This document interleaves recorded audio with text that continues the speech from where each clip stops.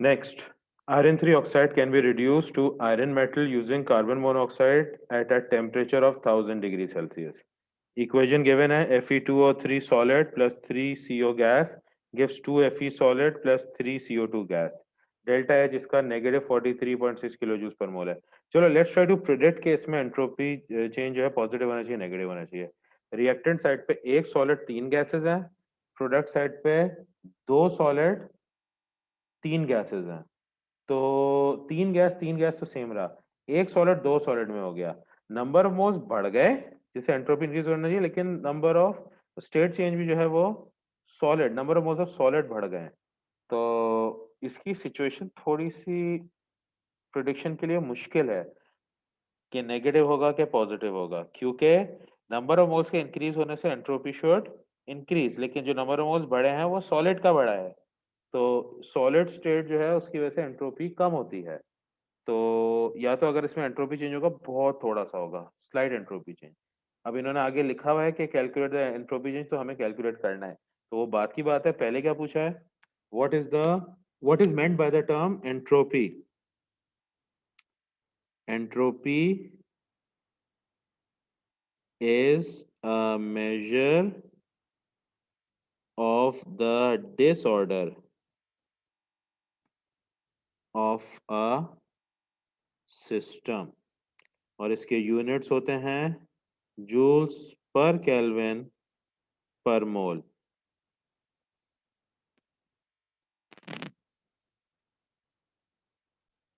Next, calculate the entropy change for this reaction.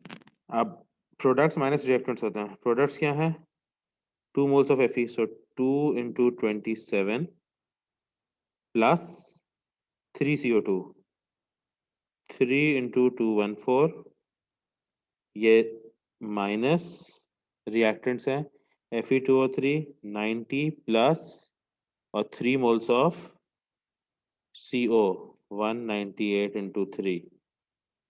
इसको जब solve करेंगे तो हमारी एंट्रोपी चेंज की वैल्यू आएगी पॉजिटिव 12 जूल्स पर केल्विन पर मोल. तो हमने पॉजिटिव या नेगेटिव से प्रेडिक्ट नहीं किया था, लेकिन जिस हिसाब से हमारे जो स्टेट चेंज हो रहे थे और नंबर ऑफ मोल चेंज हो रहे थे, उससे ये जरूर प्रेडिक्ट कर लिया था कि वैल्यू जो है उसमें स्लाइड चेंज होगा. तो एंट्रोपी चेंज पॉजिटिव 12 आया है यहाँ पे.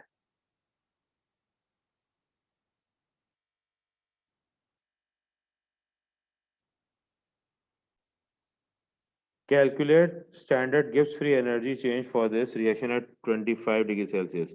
तो एंट्रोपी चेंज जो आया है वो आया है पॉजिटिव 12 और एंथैल्पी चेंज गिवन था negative 46.3.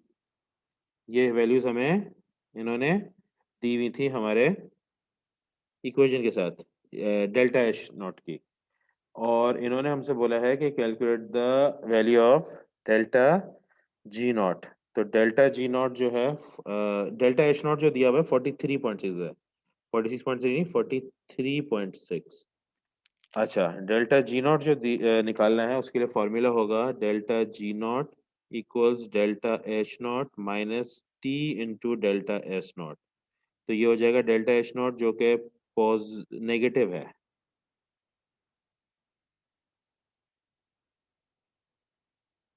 Delta H not is negative 43.6, तो minus 43.6 minus temperature in kelvin 25 degree Celsius becomes 298 kelvin into delta H not, ये हो जाएगा plus 12 divided by 1000.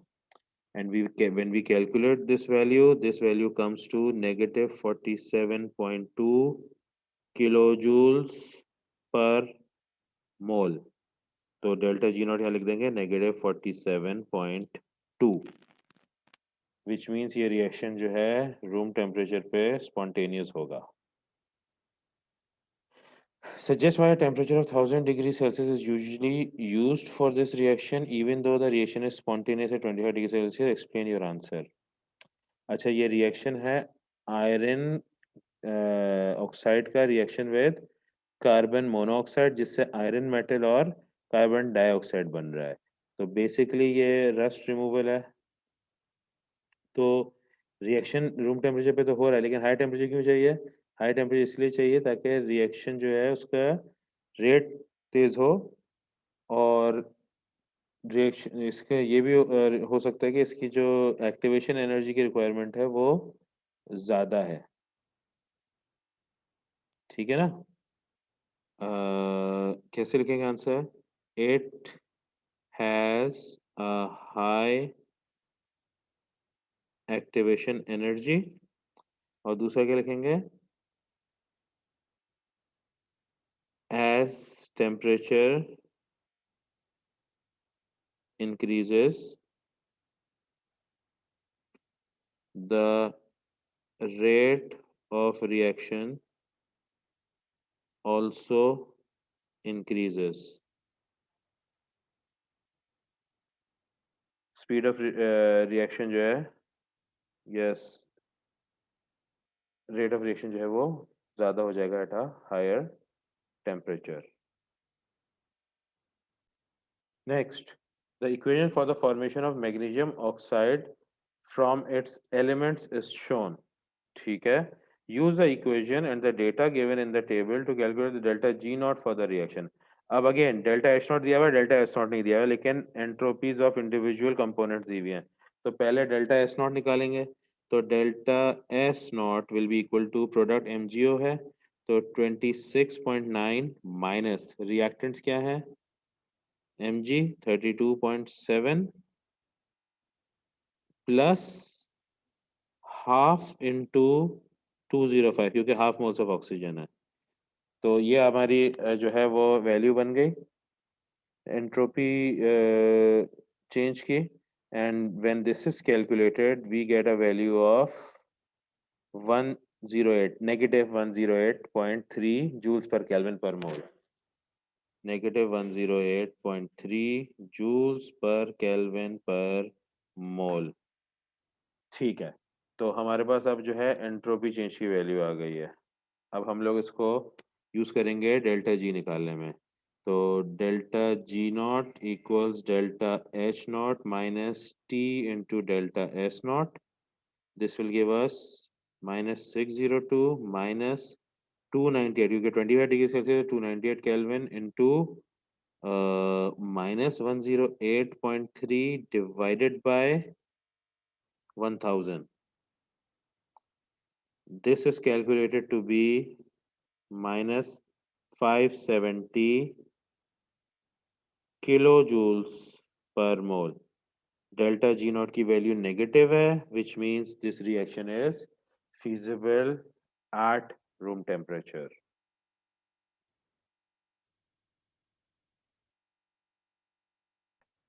Next, barium hydroxide aqueous plus CO2 gas gives barium carbonate solid plus H2O liquid. ये reaction 1 है, और reaction 3 क्या है? Barium hydroxide aqueous plus 2CO2 gas gives barium hydrogen carbonate aqueous. ये reaction 3 हो गया। The standard entropy change for reaction 1 is delta S naught R1. Suggest with a reason how the standard entropy change for reaction 3 might compare with that with delta S naught R1. Compare कैसे होगा? Okay, तो इसके लिए देखेंगे कि क्या हमारे पास है। तो फर्स्ट रिएक्शन में हमारे पास रिएक्टेंट के 1 मोल है, और सेकंड रिएक्शन में भी रिएक्टेंट के 1 मोल है, यानी 1 mole of liquid, and reaction 1 में 1 मोल ऑफ गैस, और रिएक्शन 2 में 2 मोल्स ऑफ गैस। ठीक है, तो रिएक्शन 3 में, एक्चुअली रिएक्शन 2 बोल रहा हूँ, रिएक्शन 1 में सॉलिड बनता है और वाटर बनता है, यानी 1 mole of liquid and 1 mole of solid. तो एक लिक्विड कैंसिल हो गया, बराबर है gas going to solid decrease in entropy. ठीक है, अच्छा, यहाँ पे 1 mole of liquid and 2 moles of gas all going to 1 mole, तो नंबर ऑफ मोल्स भी कम हो रहा है, 3 मोल से 1 मोल जा रहा है, और स्टेट भी गैस से लिक्विड जा रही है। यहाँ पे जो चेंज है वो ज्यादा है आपका चेंज, क्योंकि नंबर ऑफ मोल्स भी कम हो रहा है, उसकी वजह से एंट्रोपी चेंज जो है वो आपका नेगेटिव होगा, और स्टेट चेंज भी गैस से लिक्विड हो रही है, तो एंट्रोपी चेंज आपका नेगेटिव होगा। तो suggest with the reason how the entropy change for reaction 3 might compare with delta S naught R1, तो इसके लिए लिखेंगे in reaction 3 the number of moles are decreasing. कितना डिक्रीज हो रहा है? 3 to 1 and state is changing from gas to liquid. Thus, the entropy change becomes more negative. ठीक है, ये यूं भी लिख सकते हो, entropy decreases in comparison to reaction 1. Next, amide bonds can also be formed by reacting acyl chlorides with amines. ठीक है, the enthalpy change for this process is negative 6.00 kilojoules per mole. Enthalpy change है. Calculate the minimum entropy change for this reaction to be spontaneous at 298 Kelvin. Okay, तो formula वही होगा, delta G को assume कर लेंगे कि वो 0 है और 0 is greater than delta H minus T delta S. Formula को रीअरेंज करेंगे.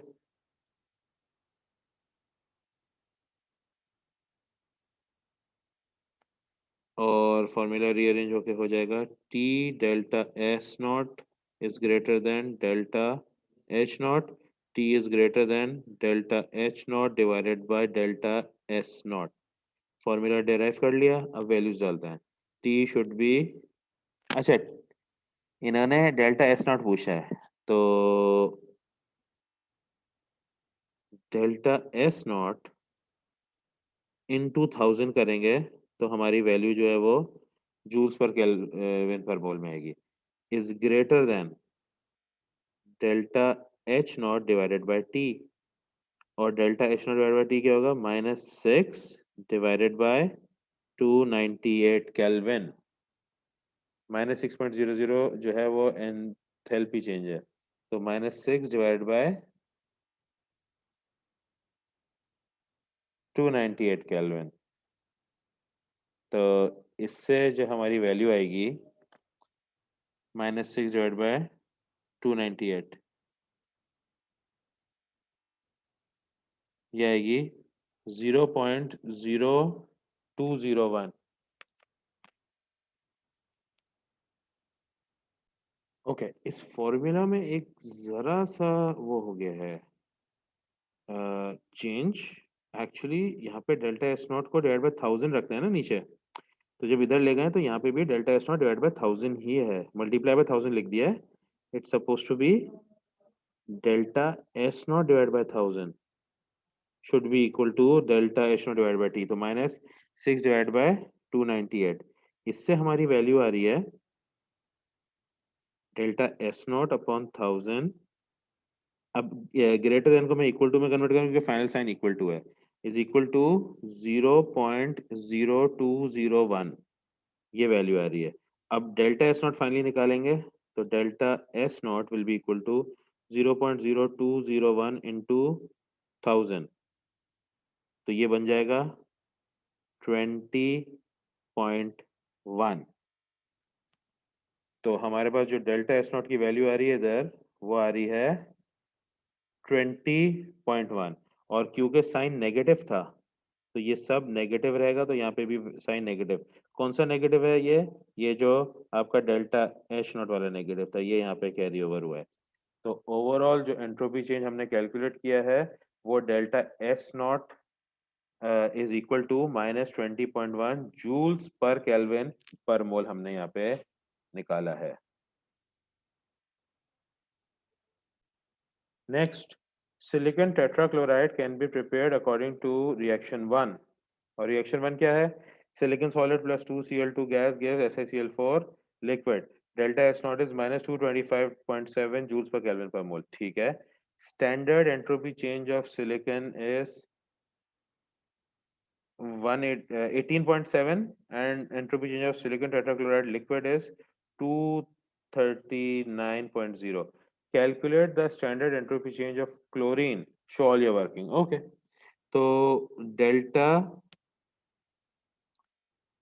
S naught equals, अब प्रोडक्ट क्या है SiCl4. SiCl4 की वैल्यू क्या दी हुई है 239.0 माइनस सिलिकॉन की है 18.7 प्लस क्लोरीन की अननोन है तो 2x क्योंकि 2 मोल्स ऑफ क्लोरीन है and this is equal to जो डेल्टा एस नॉट की वैल्यू थी -225.7. तो इसको रीअरेंज करेंगे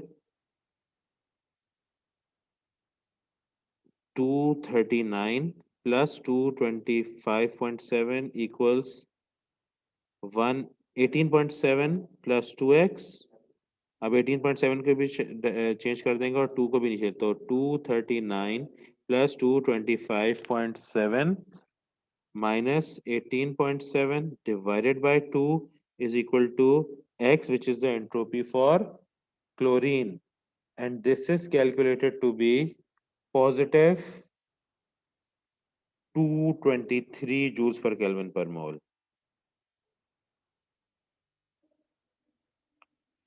So this is how you calculate the entropy of chlorine gas. Next, explain why the entropy change for reaction 1 is negative. अब reaction 1 क्या था? Reaction 1 था Si solid plus 2Cl2 gas gives SiCl4 liquid और इसकी entropy change था -20.1. तो Si नहीं entropy -2 कुछ था इसकी वैल्यू थी -225.7 नॉट 220.1 -225.7 ये थी इसकी एंट्रोपी चेंज की वैल्यू. ठीक है तो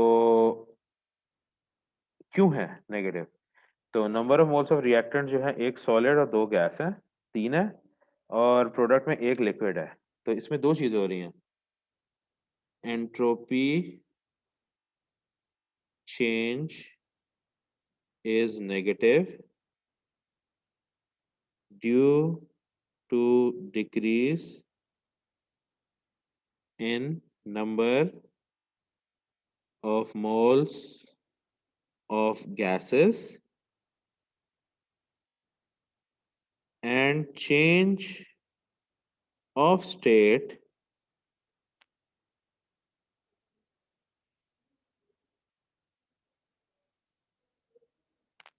from gas to liquid. तो इन दोनों रीजंस की वजह से आपके जो एंट्रोपी चेंज है उसमें कमी आएगी तो एंट्रोपी चेंज की वैल्यू नेगेटिव हो जाएगी. Next, the standard enthalpy change of formation of silicon tetrachloride is -640 kilojoules per mole. और entropy change क्या था? Delta S naught was -225.7. Okay, reaction 1 is spontaneous at lower temperature but is not spontaneous at very high temperatures. Calculate the temperature above which reaction 1 is not spontaneous. Okay, तो इसके लिए हम लोग delta G equals 0 assume करेंगे 0 should be greater than delta H not minus T delta S not. अब इसमें T निकालना है. अच्छा नॉट का साइन हटा देंगे क्योंकि टेम्परेचर निकाल रहा है राइट. फॉर्मूला रीअरेंज हो जाएगा टी डेल्टा एस नॉट और फिर नॉट डाल दिया T delta S is greater than delta H. अब हम इसको रीअरेंज करेंगे हमें टेम्परेचर निकालना है तो T will be greater than delta H upon delta S. अब इसमें हम लोग वैल्यूज डालेंगे delta H is -640 delta S will be -225.7 divided by 1000. Okay तो जब हम इसको कैलकुलेट करेंगे इस वैल्यू को, तो this value will come to 2835.6 Kelvin. So temperature has to be greater than this value ताकि रिएक्शन स्पॉन्टेनियस ना हो। तो इससे ऊपर कर देते हैं वैल्यू, तो इसको हम राउंड करके लिख देंगे 2836 kelvin and this will be our answer. क्योंकि हमारा 0.6 है तो हम लोग 0.4 केल्विन बढ़ा के इसको हम लोग ग्रेटर वैल्यू लिख देंगे। Calculate the temperature above which reaction one is not spontaneous. तो रिएक्शन वन एग्जैक्टली जिस टेम्परेचर से स्पॉन्टेनियस नहीं है वो 2835.6 है, उसको राउंड अप करके हमने 2836 लिख दिया है यहाँ पे। इससे ऊपर टेम्परेचर अगर होगा तो वो स्पॉन्टेनियस नहीं होगा बिल्कुल भी।